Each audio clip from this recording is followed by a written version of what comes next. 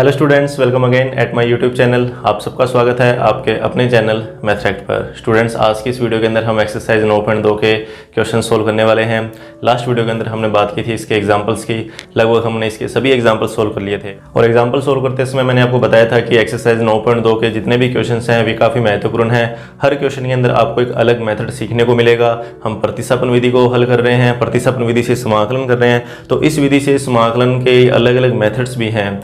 मतलब हम किस तरीके से प्रतिस्थापन को यहाँ पर यूज़ कर सकते हैं, किस प्रकार से हम कोई त्रिकोणमितीय सर्वसमीकरण का यूज़ करके प्रतिस्थापन को सरल कर सकते हैं, या फिर कुछ और भी बातें, कुछ नई बातें यहाँ पर आज की वीडियो के अंदर भी आपको सीखने को मिलेगी। तो चलिए शुरू करते हैं आज का वीडियो। देखिए, आज का हमारा पहला क्वेश्चन, पहले क्वेश्चन के अंदर हमें दे रखा है कि फलनों का x के सापेक्ष समाकलन ज्ञात कीजिए। ये दो फलन हैं और इन दोनों फलनों का x के सापेक्ष समाकलन ज्ञात करना है। देखिए, दोनों क्वेश्चंस के अंदर एक ही मेथड यहाँ पर यूज़ होगा प्रतिस्थापन का, लेकिन दोनों में अलग अलग बातें आपको सीखने को मिलेंगी। देखिए, पहला क्वेश्चन सबसे पहले कि साइन एक्स स्क्वायर, इसका हमें x के सापेक्ष समाकलन ज्ञात करना है। तो सबसे पहले तो हम इसे i के बराबर मान लेंगे। तो यहाँ लिखेंगे माना i बराबर और समाकलन के अंदर आ जाएगा x sine x square dot dx। ठीक है। अब देखिए, प्रतिस्थापन किस प्रकार से करना होता है। तो प्रतिस्थापन का मैंने आपको बताया था, एक थोड़ा सा नियम बताया था कि अगर किसी फलन का अवकलन इस प्रश्न में आपको मिला हो, इस प्रश्न के अंदर अगर आपको फलन का अवकलन दे रखा है और या फिर आप वो अवकलन dx के साथ बना सको गुणा में, तो ऐसे फलनों को ही हम प्रतिस्थापित करते हैं। मतलब यहाँ पर अगर अपने बात करें कि ऐसा कौन सा फलन है जिसका अवकलन यहाँ पर है dx के साथ या फिर बनाया जा सकता है, तो बात करें अपने इस एक्स स्क्वायर की कि एक्स स्क्वायर का अवकलन हम जानते हैं कि 2x होता है। तो 2x तो चलो यहाँ पर नहीं है, लेकिन x जरूर है यहाँ पर। तो हम क्या करेंगे, अपनी तरफ से 2 का ऊपर नीचे गुणा कर देंगे। हालांकि ज़रूरत नहीं है, पर फिर भी समझने के लिए इसे डिटेल से, तो 2 का ऊपर नीचे गुणा किया और ये बन जाएगा साइन एक्स स्क्वायर। ऐसा कैसा, इस तरीके से लिखना इसको। तो और अब लिखेंगे माना प्रतिस्थापन।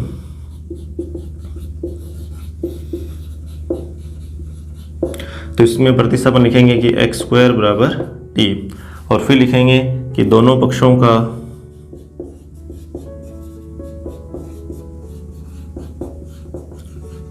t के सापेक्ष अवकलन करने पर।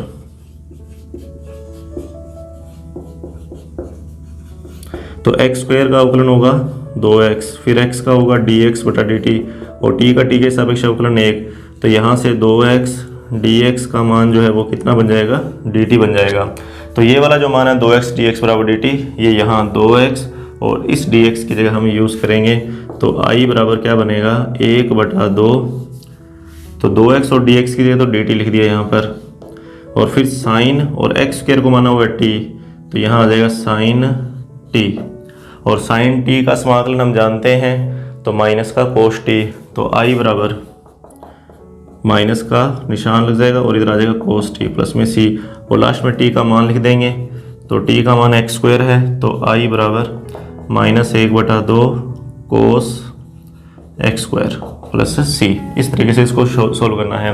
देखिए, ये तो सिंपल सा क्वेश्चन हुआ। अब इस क्वेश्चन के अंदर ये जो सेकंड पार्ट है इसका फर्स्ट क्वेश्चन का ही, यहाँ पर आपको एक नई बात जो है वो सीखने को मिलेगी प्रतिस्थापन के अंतर्गत। देखिए, इसको किस तरीके से सोल्व करना है।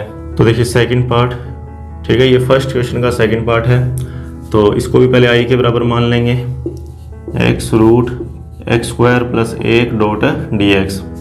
देखिए, इस क्वेश्चन के अंदर एक चीज़ का ध्यान रखना है कि प्रतिस्थापन जो है वो होगा तो वैसे तो लास्ट क्वेश्चन की तरह ही है कि पिछले क्वेश्चन के अंदर हमने एक्स स्क्वायर को t माना था, तो कुछ वैसा ही यहाँ पर भी अपने को करना पड़ेगा, क्योंकि एक्स स्क्वायर का जो अवकलन है, एक्स स्क्वायर का अवकलन 2x, तो 2x के लिए x तो चलो यहाँ पर दे ही रखा है कि अपने 2 का ऊपर नीचे गुणा करके इसको बना सकते हैं। लेकिन अब यहाँ पर आपको जो नई बातें सीखने को मिलने वाली है वो देखिए कौन सी हैं, कि अपने को जैसे एक्स स्क्वायर को t मानना है, कि हमने मानना है एक्स स्क्वायर को t के बराबर। लेकिन ध्यान देना कि जिसको अपने t मानते हैं, जिसको अपने t मान रहे हैं, अगर उसके साथ अगर कोई कांस्टेंट प्लस और माइनस में है तो उसको साथ में लिखो। कि जैसे एक्स स्क्वायर को t मान रहे हो तो एक्स स्क्वायर के साथ में ये कांस्टेंट दिया हुआ है +1, तो इस +1 को भी यहीं लिखो। ऐसा करने से क्या है कि कैलकुलेशन थोड़ी आसान हो जाएगी। हाँ, अवकलन के अंदर कोई फर्क पड़ने वाला नहीं है, क्योंकि कांस्टेंट का अवकलन तो 0 ही हो जाएगा, लेकिन यहाँ पर पद जो है वो कम हो जाएंगे, स्टेप छोटे हो जाएंगे। तो एक्स स्क्वायर प्लस 1 को हमने क्या मान लिया, t मान लिया। ये तो होगी एक बात कि जिसको अपने t मानते हैं, जिस फलन को अपने t मानते हैं, अगर उस फलन के साथ कोई कांस्टेंट अगर प्लस माइनस में दे रखा है तो उसको साथ में लिख लीजिए। और दूसरी बात अपने को ये ध्यान में रखनी है कि अगर जिसको अपने टी माना, अगर वो रूट के अंदर है कि मैं एक्स स्क्वायर प्लस 1 को यहाँ पर टी मान रहा हूँ और ये फलन रूट के अंदर है, अगर ये फलन रूट के अंदर है तो यहाँ पे आप लगा लीजिए स्क्वायर, तो इससे भी कैलकुलेशन बहुत ही आसान हो जाएगी। देखिए अब इसको किस तरीके से सोल्व करेंगे। तो यहाँ पर लिखेंगे दोनों पक्षों का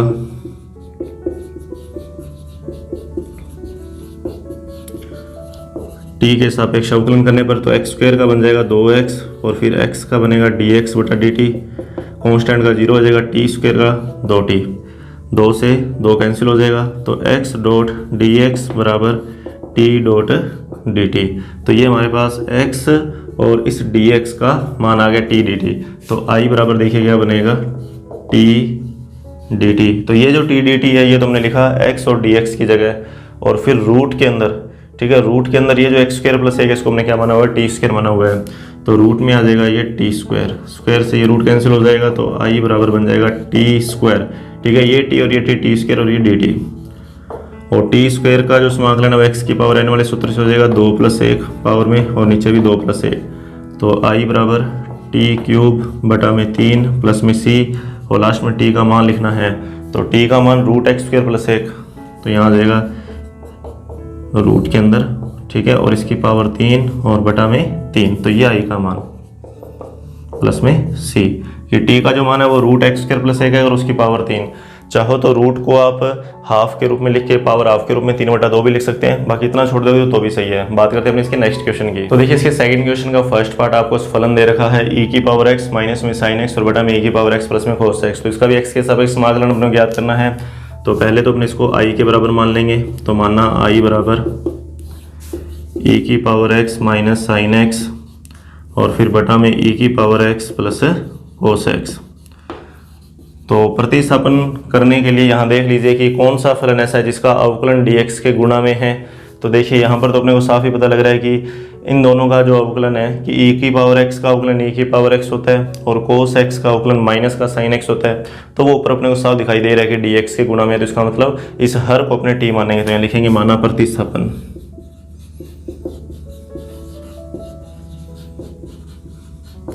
तो e की पावर x प्लस में cos x बराबर t, तो दोनों पक्षों का t के सापेक्ष अवकलन करने पर, चाहे अवकलन x के सापेक्ष कीजिए चाहे t के सापेक्ष कीजिए, इससे कोई फर्क नहीं पड़ने वाला।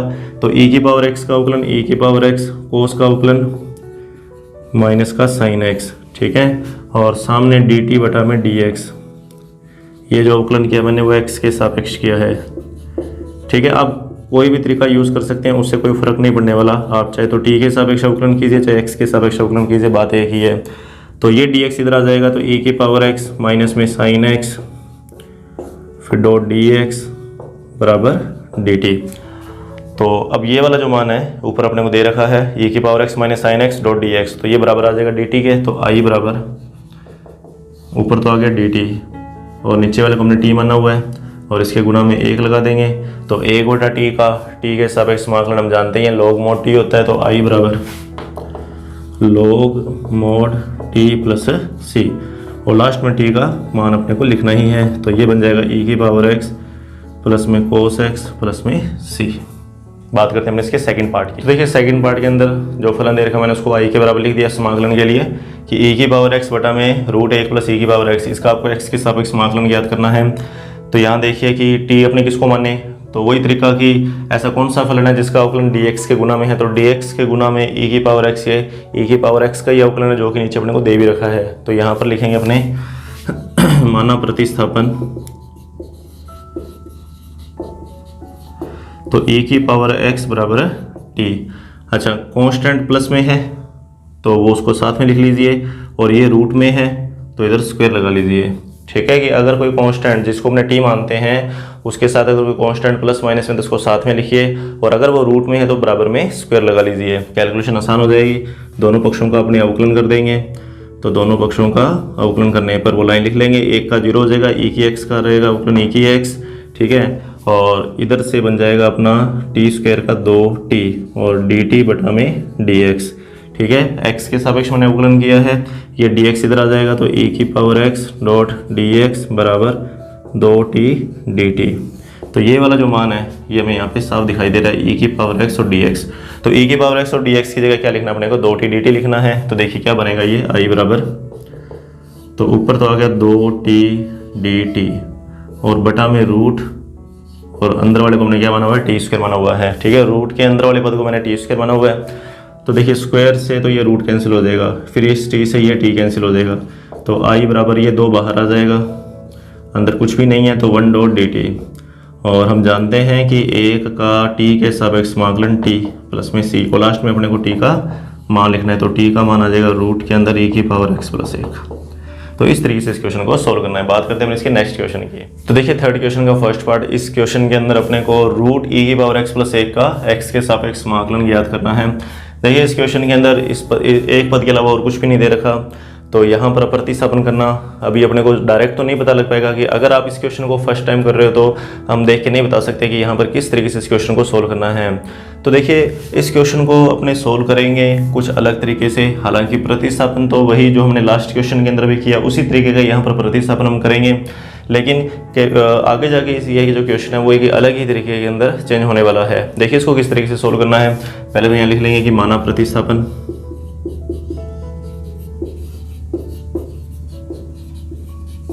कि e की पावर x प्लस 1 बराबर टी स्क्वायर।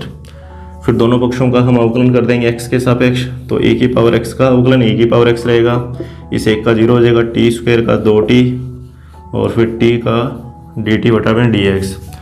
अच्छा अब देखिए ये वाला जो मान है वो यहाँ पर कहीं भी नहीं दे रखा, हम सिर्फ dx का मान यहाँ पर जानते हैं अलग से भी।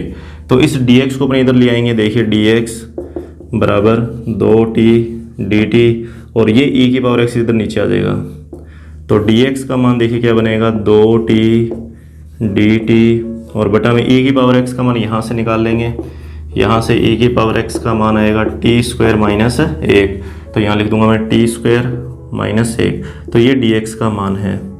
तो इस मान को हम यूज़ करेंगे ऊपर i में, तो i बराबर देखिए क्या बनेगा,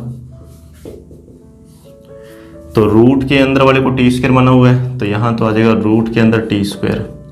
बात करते हैं dx की, तो dx का मान है 2t dt बटा में टी स्क्वायर माइनस 1। तो ये स्क्वायर से ये रूट कैंसिल हो जाएगा, 2 कांस्टेंट उसको आप बाहर निकाल सकते हैं, यहाँ सिर्फ t बचेगा, इस t का इस t के साथ गुणा हो जाएगा। ठीक है, स्क्वायर से ये रूट काट दीजिए, तो i बराबर ये 2 बाहर निकाल लीजिए और ये t और इस t का गुणा टी स्क्वायर और नीचे है टी स्क्वायर माइनस 1, साथ में आ जाएगा इसके dt। अब यहाँ इस क्वेश्चन को किस तरीके से सोल्व करना है, तो देखिए अब यहाँ पर क्या होगा कि ऊपर और नीचे अंश, और ये प्रमेय फलन बन गया, और प्रमेय फलन के अंदर हमने देखा था कि अगर अंश की घात हर की घात से ज़्यादा है या बड़ी उसके बराबर है तो अपने भाग विधि का यूज़ करते हैं। तो अभी अपने इस क्वेश्चन को किस तरीके से सोल्व करेंगे, तो भाग विधि से अपने ऊपर वाले फलन में नीचे वाले फलन का क्या करेंगे, भाग दे देंगे। अच्छा, भाग देने के अलावा एक तरीका और भी बताया था कि अगर पावर सेम है तो कांस्टेंट का जो फर्क है उस फर्क को दूर कर दीजिए, कि नीचे जैसे -1 है तो ये -1 लिख दीजिए, साथ में +1 भी लिख दीजिए। तो देखिए i बराबर क्या बनेगा, 2 टी स्क्वायर माइनस 1 बटा में टी स्क्वायर माइनस 1 प्लस 1 बटा टी स्क्वायर माइनस 1, और इधर आ जाएगा अपने पास डी टी। मैंने क्या किया, 1 जोड़ दिया और 1 घटा दिया, और फिर ये जो टी स्क्वायर माइनस 1 था इसके बटा में इसको लिख दिया, फिर ये जो 1 है इस 1 के बटा में भी टी स्क्वायर माइनस 1 को, मतलब नीचे वाले पद को आपने अलग अलग कर लिया, ये कैंसिल हो जाएगा सारा का सारा। तो i बराबर बन जाएगा 2 समाकलन के अंदर ये कैंसिल, तो 1 प्लस 1 बटा टी स्क्वायर माइनस 1 और इधर आ जाएगा डी टी। और अब क्या करेंगे, समाकलन के निशान को और इस डी टी को अपने अलग अलग कर लेंगे। तो i बराबर 2 1 डॉट डी टी फिर प्लस 2 1 बटा T square minus 1 D T. ठीक है, ये 2 ये समाकलन का निशान और ये डी टी, इन दोनों के साथ मैंने अलग अलग लिख दिया। 1 का integration with respect to T, तो 1 का t के सापेक्ष समाकलन t बन जाएगा। तो i बराबर 2t प्लस यहाँ दिक्कत है अभी, ठीक है, इसके समाकलन में भी दिक्कत है कि इसका समाकलन अभी हम नहीं जानते क्या होगा, इसलिए इसको एक बार हम क्या मान लेंगे, i1 मान लेंगे। और इसका समाकलन किस तरीके से करना है तो उसको बड़े ही ध्यान से समझना, क्योंकि एक्चुअली के अंदर ये जो क्वेश्चन है वो यहाँ इस प्रश्नावली के अंदर नहीं होना चाहिए था। इसके बाद आने वाली जो प्रश्नावलियाँ हैं ये उस प्रश्नावली का क्वेश्चन है, फिर भी हम कोशिश करेंगे इसको यहाँ पर सोल्व करवाने की। तो देखिए किस तरीके से इसको अपने सोल्व करेंगे।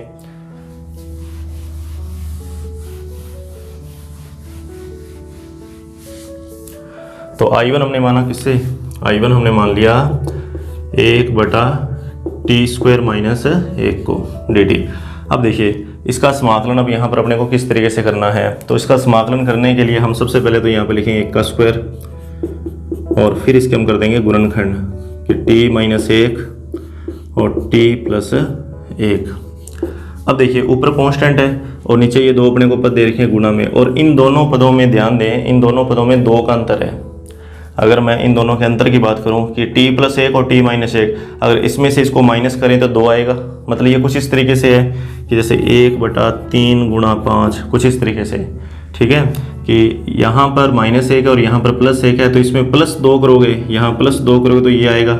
मतलब कहने का ये है कि यहाँ पर जो अंतर है वो 2 का है। पहली बात तो अपने को ये समझनी है कि इन दोनों पदों में 2 का अंतर है। अब देखिए 1/3 गुणा 5 को क्या मैं ऐसे लिख सकता हूँ कि 1/3 माइनस 1/5, और इधर मैंने किया यहाँ पर 2 का भाग। मतलब इन दोनों में जो अंतर है 2 का, उसका भाग दे दिया और दोनों को हमने कर दिया अलग अलग। तो देखिए क्या आएगा, 1/2, इधर लघुत्तम लिया 15, तो 5 दिया 15, 5 दिया 15, इस तरीके से कैंसिल हो जाएगा ये। तो 2/15 ये कैंसिल हो गया, तो ये बना 1/15, और इसको भी सोल्व करो तो क्या आएगा 1/15। तो ये तरीका अपने को ध्यान में रखना है कि अगर यहाँ कांस्टेंट का जो अंतर, यहाँ पर जो भी अपने को पद दे रखा है उस पद में अगर 2 का अंतर है या जितने का भी अंतर हो कि 2 का अंतर है, तो यहाँ पे 2 का भाग देके इसको अलग अलग कर देंगे, बीच में माइनस लग जाएगा। अगर यहाँ पर कुछ और होता, अपने इसके अलावा कोई और एग्जाम्पल ले लेते हैं कि जैसे मान लीजिए कि 1/4 × 6, तो इसको लिखते हैं 1/2 बाहर, फिर 1/4 माइनस 1/6, इस तरीके से कि जितने पदों का यहाँ पर अंतर है उसका भाग दे देंगे, और पहले ये जो मतलब जो नीचे छोटा है उसको पहले लिख देंगे और जो नीचे बड़ा है उसको अपने बाद में लिख देंगे। इसको हल करोगे और इसको हल करोगे, दोनों का रिजल्ट सेम आएगा। तो यही काम अपने को यहाँ पर करना है। और एक्चुअल के अंदर ये अपने जब आप 9.4 करोगे या 9.3, तो वहाँ पर ये सूत्र भी बनेगा। ये आंशिक विनोद से समाकलन का भी यहाँ पर एक तरीका अपने आने वाला है। तो वो चीज़ें भी आएंगी लेकिन नेक्स्ट चैप्टर के अंदर। उससे पहले अपने इस क्वेश्चन को सॉल्व करना हो तो इसी तरीके से अपने को ध्यान में रखना पड़ेगा कि क्या लिखेंगे, I1 बराबर बाहर 2 लगा देंगे और 1/t माइनस 1 dt, फिर माइनस 1/t प्लस 1 dt। दोनों को अलग अलग कर दिया, बीच में माइनस लगा दिया, बाहर 2 लगा दिया। अब इसमें कोई दिक्कत ही नहीं है, ये एक तरीके से हमारे लिए x का काम करेगा, तो ये भी x का ही काम करेगा कि t के साथ कोई कांस्टेंट प्लस माइनस में कोई फर्क पड़ने वाला नहीं है। तो 1/x हो गया ये। तो 1/x का जो समाकलन है वो log mod x होता है। तो I1 बराबर 1/2 log mod t माइनस 1, फिर minus log mod t plus 1 plus में c, और यहाँ पर t का मान लिख देंगे। तो t का मान हमने माना हुआ था √e⁻x प्लस 1 को स्टार्टिंग की अगर अपने बात करें तो यहाँ पर t का मान आ जाएगा। तो ये जो मान आया अपने पास I1 का, ये मान आप यहाँ लिख दोगे तो हमारा फाइनल आंसर आ जाएगा। ठीक है, कि लास्ट में अपने को किसका मान लिखना है, t का मान लिखना है, और फाइनल आंसर यहाँ से आएगा कि लास्ट आंसर जो होगा अपना फाइनल वो यहाँ पर मान लिखने सारे के सारे कि यहाँ पर t का मान आ जाएगा। तो t का मान है √e⁻x प्लस 1, तो यहाँ पर भी t का मान लिखना है और यहाँ पर भी t का मान लिखना है, और ये जो I1 का मान है वो यहाँ पर लिखोगे तो हमारा जो आंसर है वो किसके बराबर आ जाएगा, I के बराबर आ जाएगा। बात करते हैं अपने इसके नेक्स्ट पार्ट की। तो देखिए नेक्स्ट पार्ट किस तरीके से इसका सोल्व करेंगे अपने। तो ये कोई ज़्यादा मुश्किल क्वेश्चन है, सिंपल सा क्वेश्चन है। बस आपको ये ध्यान है कि प्रतिस्थापन क्या करना है। तो कोस के अंदर जो ब्रैकेट में दिया हुआ है इसको हमने t मानना है, या लिखेंगे मानना प्रतिस्थापन e⁻√x बराबर t, और दोनों पक्षों का x के सापेक्ष अवकलन करने पर तो e का अवकलन करोगे तो e का अवकलन तो e आ जाएगा, फिर √x का करोगे तो 1/2√x, और t का करोगे तो dt बटा में dx। तो dx को इधर गुना में लिया ये, और ये 2 जो है उसको उधर ले जाइए। तो ये भी एक तरीका है, अगर कोई कांस्टेंट की कमी है तो उसको अपने इस तरीके से इसकी पूर्ति भी कर सकते हैं कि e⁻√x फिर बटा में √x, फिर ये dx आया इधर, ये 2 गया उधर। तो इस तरीके से ये मान हमारे पास आ चुका है, और ये मान ये रहा कि e⁻√x है, फिर √x है और फिर ये dx है। तो इन तीनों की जगह अपने को लिखना क्या है, 2 dt, तो यहाँ पर 2 dt लिख देंगे। तो I बराबर 2 dt, ठीक है। और कोस इसको t माना हुआ है तो कोस t, कांस्टेंट को बाहर निकाल लो, और कोस का समाकलन हम जानते हैं sin t, तो 2 साइन टी प्लस में सी, लास्ट में अपने क्या करना है, टी का मान लिखना है। ठीक है, बात करते हैं हमने इसके नेक्स्ट क्वेश्चन की। तो देखिए फोर्थ क्वेश्चन का फर्स्ट पार्ट, ढूंढिए ऐसा कौन सा फलन है जिसका अवकलन dx के गुणा में है। तो साफ दिखाई दे रहा है कि log x, कि log x का अवकलन होता है 1/x, तो 1/x जो है वो dx के गुणा में है, तो यहाँ लिखेंगे माना प्रतिस्थापन कि log x बराबर t। लेकिन क्या चीज़ ध्यान में रखनी है, यहाँ पर साथ में +1 भी लिख लीजिए। कांस्टेंट अगर प्लस में हो या माइनस में हो तो उसको लिख लेना चाहिए, अवकलन में तो उसका कोई फर्क पड़ने वाला ही नहीं, उसका अवकलन 0 हो जाएगा। इसलिए तो दोनों पक्षों का आप अवकलन कर दीजिए, तो एक का तो 0 हो जाएगा, log का हो जाएगा 1/x और इधर t का हो जाएगा dt बटा में dx, dx को इधर ले आइए, तो 1/x डॉट dx बराबर dt, तो 1/x dx, 1/x dx, तो इन तीनों की जगह अपने को क्या लिखना है, dt लिखना है। तो i बराबर dt लिख दिया तीनों की जगह, और इस बटे वाले को t माना हुआ है ना, बटे वाले को t, तो 1/t। अब 1/t का समाकलन log mod t हो जाएगा, तो ये आया i बराबर log mod t, और लास्ट में t का मान ये आपको दे रखा है, ये आप लिख दीजिए तो फाइनल आंसर आ जाएगा। तो इसका सेकंड जो पार्ट है इसी क्वेश्चन का, फोर्थ क्वेश्चन का सेकंड पार्ट बिल्कुल इसी तरीके का प्रतिस्थापन होगा। उसमें भी 1 + log x का एक रूप दिया हुआ है, तो आपने क्या करना है, 1 + log x को t मानना है। बात करते हैं अपने इसके नेक्स्ट क्वेश्चन की। तो देखिए पांचवें क्वेश्चन का फर्स्ट पार्ट बहुत इजी क्वेश्चन है ये वाला भी, कोई भी दिक्कत नहीं आएगी, साफ साफ अपने को पता लग जाएगा कि यहाँ पर प्रतिस्थापन क्या करना है। तो वही चीज़ कि ऐसा कौन सा फलन है जिसका अवकलन dx के साथ गुणा में है। तो साफ दिखाई दे रहा है, अगर अपने को अवकलन के सूत्र याद है तो tan इनवर्स x, कि tan इनवर्स x का अवकलन होता है 1/1 + x², तो वो अपने को यहाँ पर dx के साथ गुणा में दिख रहा है कि गुणा में यहाँ पर 1 लगा दीजिए, तो 1/1 + x² ये अवकलन है किसका, tan इनवर्स का। इसको अंदर tan इनवर्स को t मानना है, तो यहाँ लिखेंगे माना प्रतिस्थापन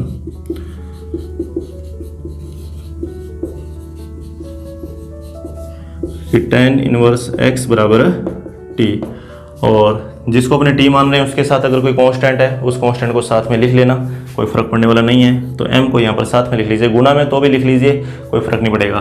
तो दोनों पक्षों का हम अवकलन कर देंगे, x के सापेक्ष वो लाइन लिख लेंगे यहाँ पर। तो m tan इनवर्स x का अवकलन, m कांस्टेंट है, ध्यान रखना कांस्टेंट है, गुणा में इसलिए इसका अवकलन करेंगे नहीं।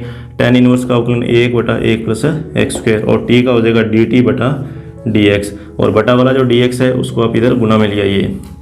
तो देखिए m का मान यहाँ से इसको बटा में भी लेके जाना पड़ेगा, तो dx बटा में 1 + x² बराबर dt बटा में m। तो dx बटा में 1 + x², तो dx ये रहा और 1 + x² ये रहा, तो इन दोनों की जगह हम लिख देंगे dt बटा में m लिख देंगे। तो i बराबर e की पावर में तो आ जाएगा t, और इधर आ जाएगा dt बटा में m। इस पूरे को t माना हुआ है ना, देखिए m tan इनवर्स x इस पूरे को t माना हुआ है, तो इस पूरे की जगह हमने क्या लिख दिया, t लिख दिया।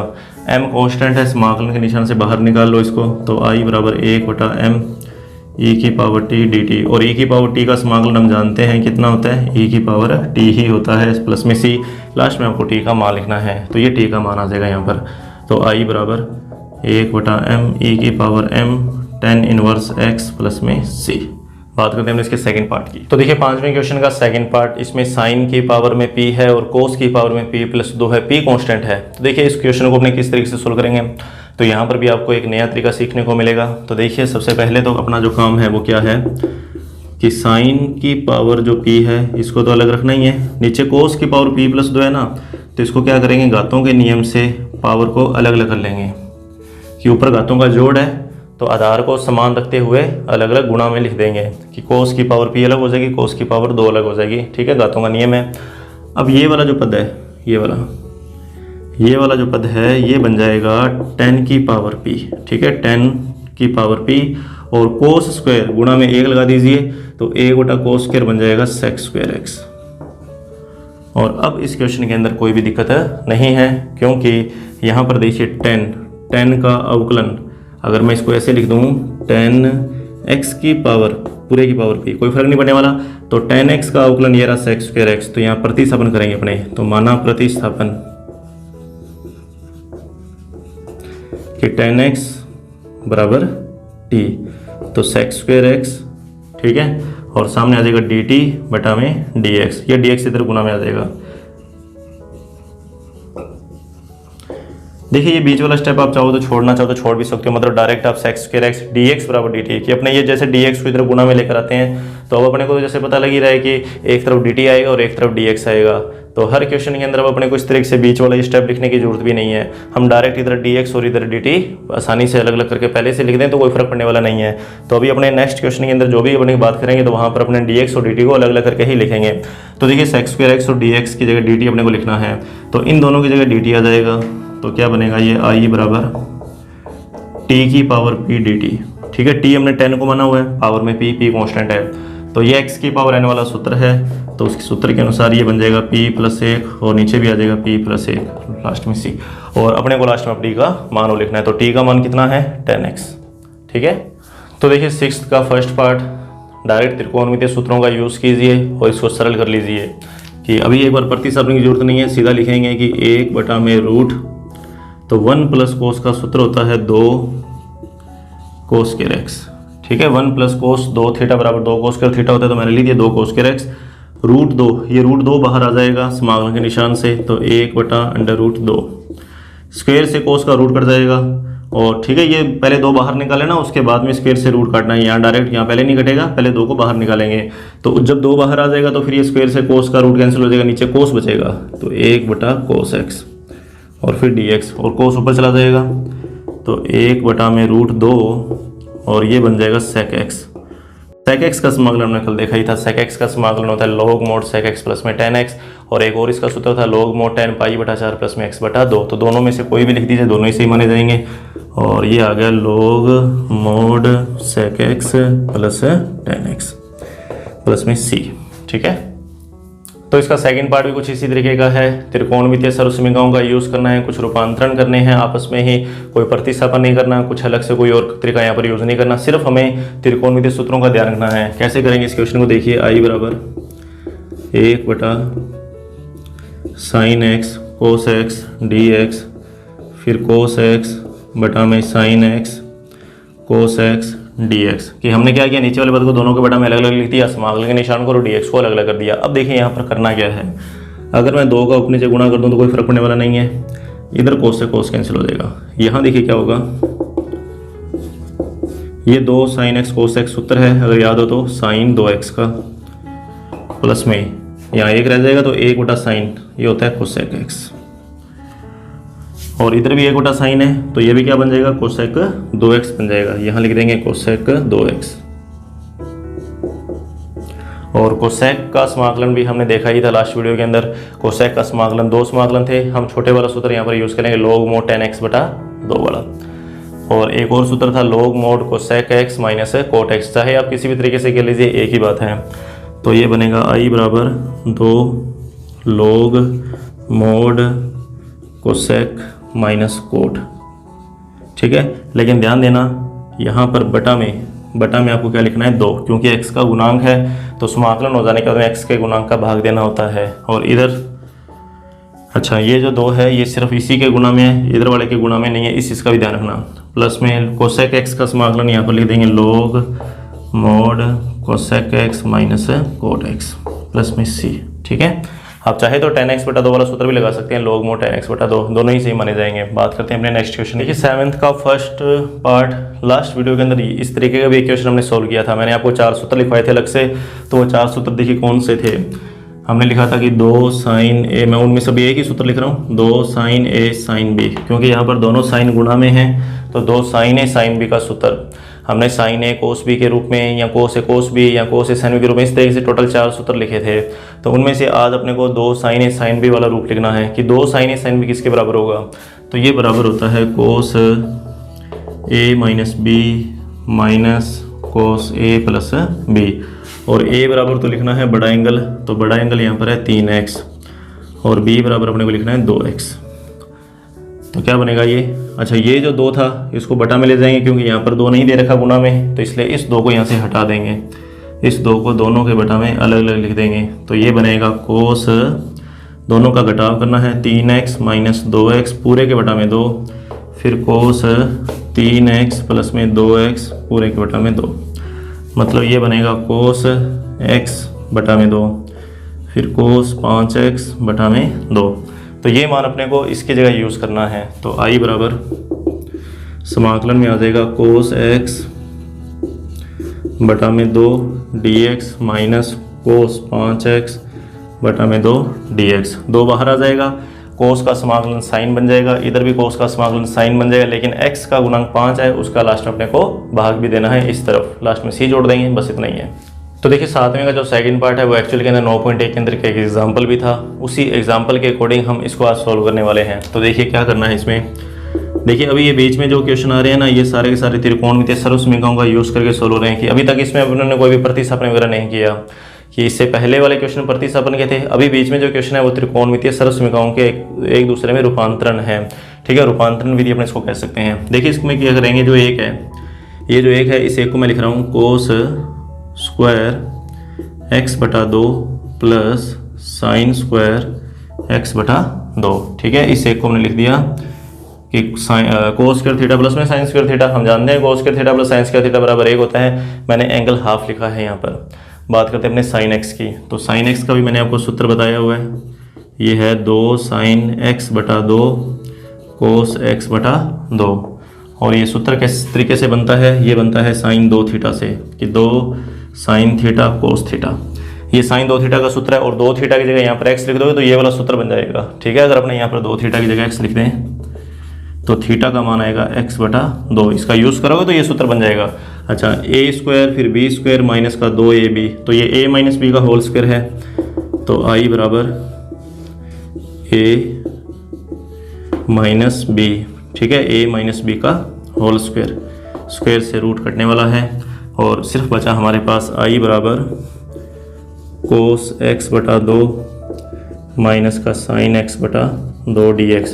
और दोनों का समाकलन हम जानते ही हैं कि कोस का समाकलन साइन, साइन का समाकलन माइनस का कोस। लेकिन दोनों में एक चीज़ ध्यान रखना कि इसमें x का गुणांक 1/2 है, तो लास्ट में 1/2 का भाग देना है। इधर भी अपने 1/2 का क्या करेंगे, भाग देंगे। ध्यान देना, भाग 1/2 का देना है, 2 का भाग नहीं देना। इस चीज़ का भी ध्यान रखना कि कोस का समाकलन किया साइन x बटा 2, तो बटा में 1/2 आएगा और ये 2 इधर गुणा में आ जाएगा। इसी तरीके से यहाँ प्लस हो जाएगा और कोस x बटा 2 बटा में 1/2 प्लस में c। तो देखिए आपको अपने बात करते हैं 9वें क्वेश्चन की। बीच में 8वां क्वेश्चन है, 8वां क्वेश्चन मैंने स्किप कर दिया है क्योंकि 8वां क्वेश्चन जो है वो एज इट इज़ एग्जाम्पल जो 13 है, 13वां जो एग्जाम्पल है बिल्कुल उसके अकॉर्डिंग है। 13वें एग्जाम्पल को आप देखना, मैंने उसको सोल्व भी करवा रखा अपनी लास्ट वीडियो के अंदर, तो वहाँ से आप उसको आसानी से समझ सकते हैं, तो कोई दिक्कत आएगी नहीं उसके अंदर। अपने बात करते हैं अपने इस 9वें क्वेश्चन की। 9वें क्वेश्चन का फर्स्ट पार्ट 1/में साइन और कोस क्यूब दिया हुआ है, इसका हमें एक्स के सापेक्ष समाकलन ज्ञात करना है। तो यहाँ पर देखिए अपने को किस तरीके से इसको सोल्व करना है। तो यहाँ पर एक चीज़ अपने को ध्यान में ये रखनी है कि इस तरीके का जो क्वेश्चन है, हालांकि इस क्वेश्चन को भी अपने अलग अलग तरीके से सोल्व कर सकते हैं, लेकिन अभी मैं जो तरीका यूज़ कर रहा हूँ वो आगे आने वाला एक क्वेश्चन और है, वहाँ पर भी वो तरीका यूज़ होगा। देखिए इसको किस तरीके से सोल्व करेंगे अपने। देखिए हमें दिया हुआ है कि 1/sin x और कोस क्यूब x। हम यहाँ पर अपनी तरफ से कुछ भाग देंगे। अपने क्या करेंगे, इस क्वेश्चन को tan और sec के पदों में चेंज करेंगे। इस क्वेश्चन को हम चेंज करने वाले हैं tan और sec के पदों में। देखिए किस प्रकार से कि 1/sin x, अगर मैं यहाँ पर कोस का भाग देता हूँ, ठीक है, मैंने साइन में कोस का भाग दे दिया, तो गुणा में मैं लिख सकता हूँ कोस की पावर 4 इस तरीके से, क्योंकि कोस का गुणा भी करना पड़ेगा। कोस का भाग दिया तो कोस का गुणा भी करना पड़ेगा, अपने क्वेश्चन को चेंज कर नहीं सकते। तो कोस क्यूब की जगह कोस की पावर 4 बन जाएगी। अब ये तो बन गया tan x कि आई बराबर नीचे आ गया tan x। बात करते हैं ये जो कोस है इसकी, ये चला गया ऊपर, ये ऊपर जाएगा तो ये बन जाएगा sec। कोस का व्युत्क्रम हम जानते हैं sec होता है। अब क्या करेंगे, ये जो sec है इस sec को 2 अलग अलग भागों में लिख देंगे कि sec square x into sec square x, ठीक है। sec की पावर 4 है ना, तो इसको sec square into sec square लिख दिया। और इन दोनों में से ये जो एक sec स्क्वायर है इसको लिख दो आप 1 प्लस में tan स्क्वायर। तो आई बराबर 1 प्लस में tan स्क्वायर, नीचे है tan x और एक sec स्क्वायर पड़ा रहेगा गुणा में dx के। और अब आपको पता लग रहा होगा कि यहाँ पे अपने को करना क्या है।